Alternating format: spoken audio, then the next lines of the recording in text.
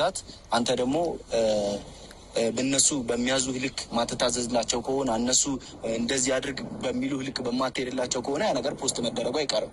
ፖስት ቢደረግ አንተን አይጎዳል? አይጎዳም እኮ አሁን እንፖስተዋለን ብለው እኔ እነሱ እንፖስተዋለን በለው ስላሉኝ ለአንተ ምነግርህ ሰው አይደለሁም። እንደዚህ አስፈራራው ስላሉኝ ለአንተ ማስፈራራ ሰው አይደለሁም። ግን ይጎዳሃል፣ ያ ነገር እንደሚጎዳህ እርግጥ ነው አይደለም?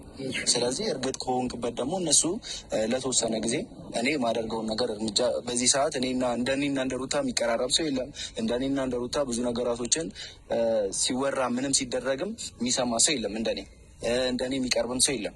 አንተ በስነ ስርዓት ነገሮችን እነሱ በሚያዙ ልክ ምንም ከፍ ዝቅ ያደርጉህ ምንም ነገር ያደርጉህ አንተ ምንም ነገር ሆነ ለእነሱ ታዛዥ እስከሆንክላቸው ድረስ ደግሞ እኔ በባሌም በቦሌም ብዬዋለሁ። በባሌም በቦሌም ብዬ ያንን ፋይል ከስልካቸውም ላይ ከሌላም ከተቀመጠበት ነገር ላይ እስካጠፋልህ ድረስ ደግሞ አንተ ታዛዥ ሆነ ስራ እንድትሰራ ፈልጋለሁ።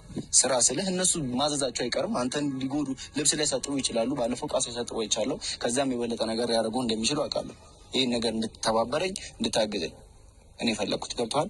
አንተ ከሩታ ጋር የምትግባባ ከሆነ ለምን ስልኳን ተቀብለህ አታጠፋውም? ፋይሉ አንተ እውነትን ለእኔ አስበህ ከሆነ ለእኔ እንትን ማለት ለእኔ ወገነህ ከሆነ ለምን ስልኳ ላይ ያለውን የምትግባባት በዚህ ልክ የምትቀራረባት ከሆነ ተቀብለህ ለምን አታጠፋውም ታዲያ? እኔ አሁን ሙሉ መረጃው እዚህ ጋር ነው ያስቀመጠችው። ያው ታውቃለህ ዳኒ ምን ያህል መሰሪ እንደሆነ። አንድ ፋይል ነው። ስልክ ዝቅ ብለህ ስራ እንድትሰራ የሚሉህን ነገሮች በሙሉ እንድታዘላቸው ፈልጋለሁ። ገብቶሃል? አንለስ ለአንተ ደግሞ መጥፎ ነው የሚሆነው እንደዛ ማታደርግ ከሆነ ማለት ነው።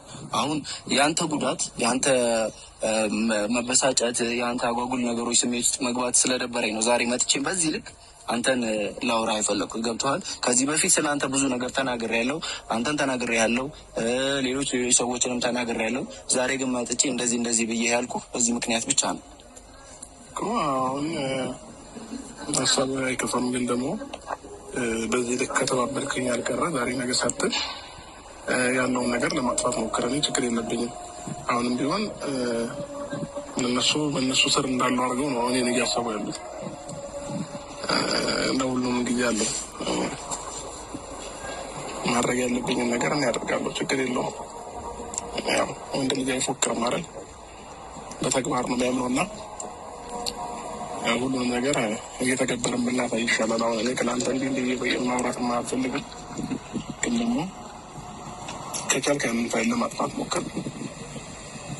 ካጠፋሁልህ በኋላ አንተ ሩታን የሚጎዳትን የሆነ ነገር የምታደርግ ከሆነ እኔም ነገ ጸጸት ውስጥ የምገባበትን ነገር እንዳታደርገኝ፣ ከእሷም ጋር እንዳታቀያይመኝ። እኔ የመጣሁት ይሄንን ነገር አንተ ወንድ ልጅ እንደዚህ አይፎክርም ምናምን ብለህ ሄጄ ዝም ብዬ ማጠፋ ሰው አይደለም።